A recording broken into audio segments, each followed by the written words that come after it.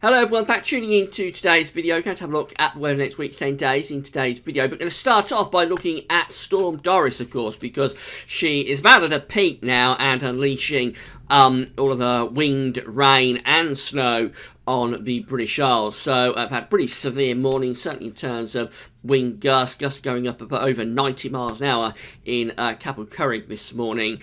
And quite widely, 50, 60 mile an hour gusts from the central swathe of the country is bringing down a lot of trees, and I would have thought power lines as well would be affected with this sort of strength of wind. So we'll start off by discussing that in a second. Before you go on with that, just say about the ads. There's been your ads on most pages which own that content. When you watch them, you can close them back up again yourself, and it does help to pay for gaswebbies.com. So give those ads a watch. Thanks so much for doing that. So this is the latest from xcweather.co.uk. Find it to XC Weather on the links page. These are our latest wind gusts. So the latest sort of maximum gust is at the moment 83 miles an hour just there in Lake Vyrnwy. However, a couple of hours ago, hour or so ago, we was up over 90 miles an hour with the wind gusts at Capel Curragh in North Wales. You can see very big wind arrows widely through Wales and into Midlands as well. So we've got sustained winds, sort of 20, 40 miles an hour, gusts going above that as well. So it's a very wild afternoon down across England and Wales. It's a lot calmer further north. See, the wind arrows are much smaller across Scotland, down coming down into northern parts of England. But it's a lot colder there, so we've got some snow to concern ourselves with over Scotland. So this is the radar picture. This demonstrates very nicely, beautifully, where the centre of the area of low pressure is. So the centre of the low pressure is just here through parts of Northern England. It's on the southern side of that low pressure, but we've got the strongest winds. On the northern side, winds are a lot lighter, but we're putting down much colder air on the northern side of that low pressure from the north. So we've got heavy rain moving through across parts of Wales, the Midlands, increasingly towards eastern parts of England. That's associated, squally rain associated with the strongest of the winds. Further north, the winds are a lot lighter, but some of this is falling as sleet or snow. So I'll show you the precipitation type chart. You can see there is a mix of rain, sleet and snow there across Scotland. It's particularly appears to be in the west and southwest of Scotland where we've got the snow indicated by those pink colours, with more sort of sleet across central Scotland, a wintry mix perhaps there, and then rain going down into southeast. This low pressure pulls into the North Sea. This might start to pull some colder air into the eastern side, so parts of East Scotland, North East England might have an increasing risk of snow through the course of this afternoon. This from weatheroutlook.com, by the way. 5 minutes weather outlook on the links page. So, rain, snow, severe gales, it's all going on this afternoon with Doris. These are the forecast wind gusts from the latest GFS run, the 6 o'clock run of the GFS. This is for midday, so it's showing that quite widely. We're getting gusts of wind through Wales, down into Midlands, into parts of East Anglia as well, of 50, 60 miles an hour. And as we move through the afternoon, we see the worst of those winds transferring into the east. So the Midlands, East Anglia, South East England still having gusts of wind up to 60 miles an hour through 2, 3 o'clock this afternoon. But things are beginning to calm down across Wales and northwestern England at that point. By 6 o'clock this evening, the worst is over. It's moving away into the North Sea, but still very windy across parts of East Anglia and down the east coast, but rapidly starting to moderate those winds then through into this evening. And then as we go through into the night, so it's 9 o'clock, running up to midnight, clearly things are turning much calmer. Still quite breezy, gusts of wind at 20, 30 miles an hour, but nothing like as damaging as we have at the moment and through the afternoon. That's a GFS model. This is the high-resolution Apage model from France. Again, this is from the Weather Outlook. This is what the model was predicting for 11 o'clock this morning. You see, the strongest of winds were predicted through the morning to be across North Wales in towards parts of North West England. So exactly where we've had the worst of the winds, really. It was suggesting up to around 90 miles an hour, 86, 87 miles an hour is the forecast there. So pretty good, I think, actually, with the way this has been modelled by these models, this particular storm. Now, the forecast through the afternoon is to take the worst of those winds across the Midlands into parts of eastern England. So 70 mile an hour gusts seem possible through parts of the central northern Midlands in towards East Anglia. Around 2 o'clock this afternoon, and then that continues into the middle part of the afternoon before gradually starting to moderate into the evening. So by 5 o'clock in the evening, the worst of the wind is becoming restricted to parts of Lincolnshire, down in towards East Anglia. Very windy down into southeast of England as well, but beginning to moderate then through the Midlands of Wales, and into the evening and night we see things starting to calm down very quickly, with those wind gusts beginning to return to something much more sensible into the night. So we've got a few more hours of this storm left. It's going to be at its peak around now until around 1, 2 o'clock this afternoon, and then in the middle part of the afternoon into the evening, we should start to see the conditions slowly easing from the north and the west. But it's certainly quite a notable storm, this storm Doris. Right, let's have a look at weather next week to 10 days then. So we're going to start off with the Arctic Oscillation Observed and Forecast chart. The black line here telling us where the Arctic Oscillation has been. The red line is where the GFS ensembles are forecasting the Arctic Oscillation to go. We can see that we've been generally quite positive with the Arctic Oscillation through most of this winter. Remember, this is just an index that's reflecting a state of the atmosphere in the Arctic. It isn't driving anything, just telling you what the atmosphere is doing. So back to start of December, which is just here, we see that the Arctic Oscillation was very positive through most of December, and through most of January the Arctic Oscillation was pretty positive as well. Not as positive as we had it in December, but generally still positive. Through the early part of February, we went negative for the first time in the winter with the Arctic Oscillation, but the latest that we've gone positive, and really quite positive indeed, once again. Overall, this will be a positive Arctic Oscillation winter, most definitely. So the GFS ensembles, as go through into March, the start of March just here, forecasting the Arctic Oscillation to begin to move back, certainly to neutral, probably dropping back in towards negative territory. This is telling us that there is high pressure starting to return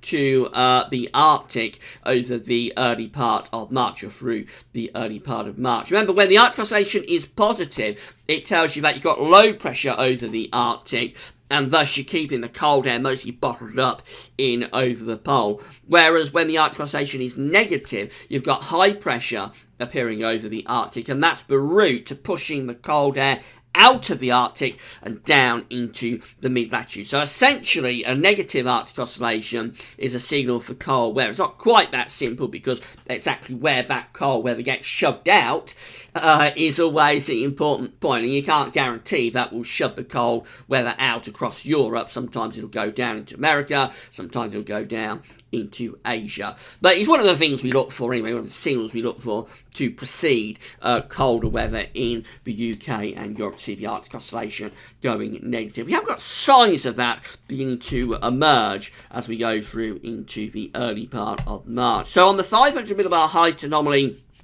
flow charts for the next week to 10 days, we can see signs of this high pressure beginning to come back over the Arctic. So we've got the ECMWF here on the top. The GFS, we'll have a look at that in a moment, is on the bottom. 500 millibars, 80,000 feet is an area in the atmosphere with high pressure, low pressure being moved around by jet stream running above. Red extrapolates to high pressure, and blue extrapolates to low pressure. So these are mean flow charts next week, 10 days. So this takes us into March, I think going to around the 3rd, 4th of March with this.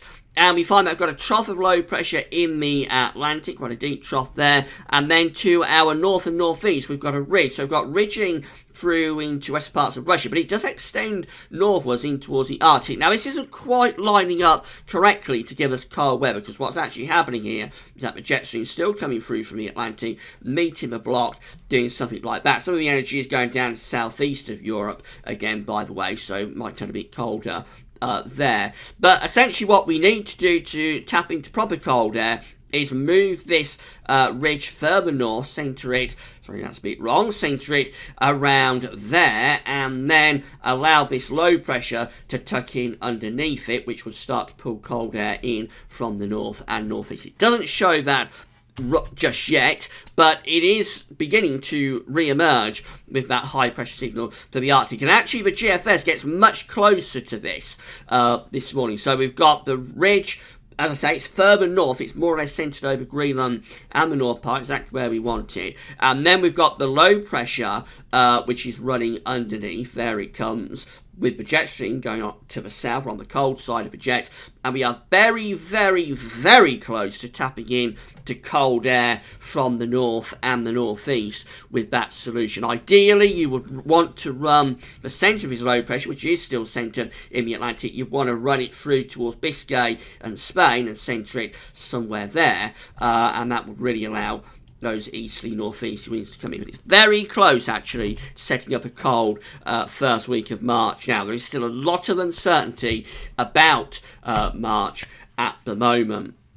These are the GFS temperature and precipitation ensembles for the next couple of weeks. The red line here is the 30-year temperature average in terms of the upper air temperatures. Very mild at the moment, but that's on its way out as Doris clears away. It'll pull down some colder air from the north temporarily, so tomorrow will be a cooler day. Turns very mild again over the weekend. And then into next week, this is the period where we've got all of the uncertainty through the early part of March, is this period just here. You see that certainly for a time we're going a little bit cooler than average through the course of next week, but around here we get a split. Several members of the GFS ensembles bring milder air back, but there are quite a few members of the GFS ensembles now that are keeping things cold, actually turning things colder through this opening week of March. So this is just a reflection of how the models are differing in terms, or how the ensemble members are differing in terms of the exact placement of that ridge that's developing up to the north and northeast, and how it interacts with the trough in the Atlantic. In terms of precipitation, we have got quite a bit of rainfall coming up. Had a very dry winter, but it looks like as we go through into the early part of March, we've got much more in the way of rain on the way. And of course, if we were to tap into cold air, it isn't too late in the year for some of that to be snow. So if we was to get cold air coming in from the north and northeast in the early part of March, some of those precipitation spikes could certainly be delivering wintry conditions. The temperature anomaly for the next week is reducing. So you remember a couple of days ago we looked at these charts and they're generally looking milder than average, but now they're going much closer to average. So for England and Wales, we're about normal really. For Scotland and Northern Ireland, going colder than average in terms of the temperature anomaly from the 23rd of February through to the 3rd of March. For the precipitation anomaly, that is going staying quite unsettled, so above average precipitation coming up from the 23rd of February through to the 4th of March, 3rd of March I should say.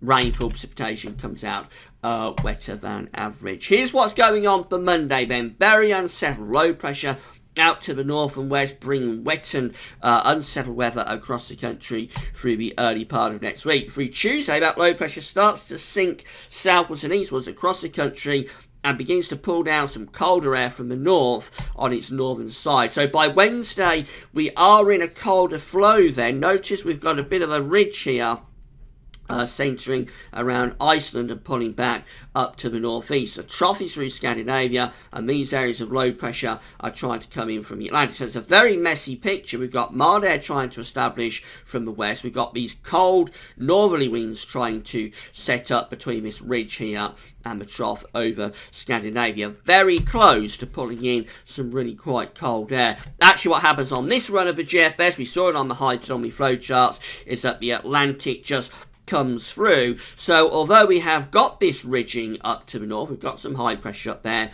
we remain in an Atlantic flow. But you would only need to push this low pressure further south into that sort of direction and strengthen this ridge up here, and you'd start to pull down cold air. So that's why we have that split in the GFS ensembles through that first week of March. We run up to day 10, which is Saturday 5th of March, and again we remain in an Atlantic flow, so we're still generally quite mild, but again we're not all that far away from pulling down some colder air from the north. So it isn't impossible that we might turn things colder through the early part of March. Still, I think quite a bit of uncertainty. This is the ECWF. Again, we've got low pressure coming in from off the Atlantic through the early part of next week. That low pressure slips away to the east, pulls down these colder winds from the north through the middle part of next week. That looks quite chilly, actually, on Thursday. This weather front here, trying to move in from the Atlantic. It's coming up against cold air. Not totally impossible that could deliver some snow, but eventually the mild air does come back in at the end of next week. Again, we're not all that far away from delivering some colder conditions, but things just not lining up quite right, really, and it is the Atlantic that is increasingly pushing back in with those milder temperatures through the first weekend of March. I'm not sure the models have this sorted out yet for next week. Certainly the middle and latter stages of next week. It's very close, particularly for GFS, very close to pulling off some quite cold conditions. And if those low pressures go any further south, it will start to allow the cold air to entrench from the north-northeast. So let's wait and see where things are going on. That's still highly uncertain. And just coming back to Storm Doris, so she's about at her worst now. Things are going to stay very nasty through into the early part of the afternoon. From around 3-4 o'clock, we'll start to find the worst of the winds easing down. If you need advice, we don't issue weather warnings at Gas Office because we're not qualified to do that. So go to the UK Met Office website, and they are the masters of issuing severe weather warnings. They'll be able to give you all the advice you need in terms of travelling and staying safe. Right, that's it for now. Thanks for watching.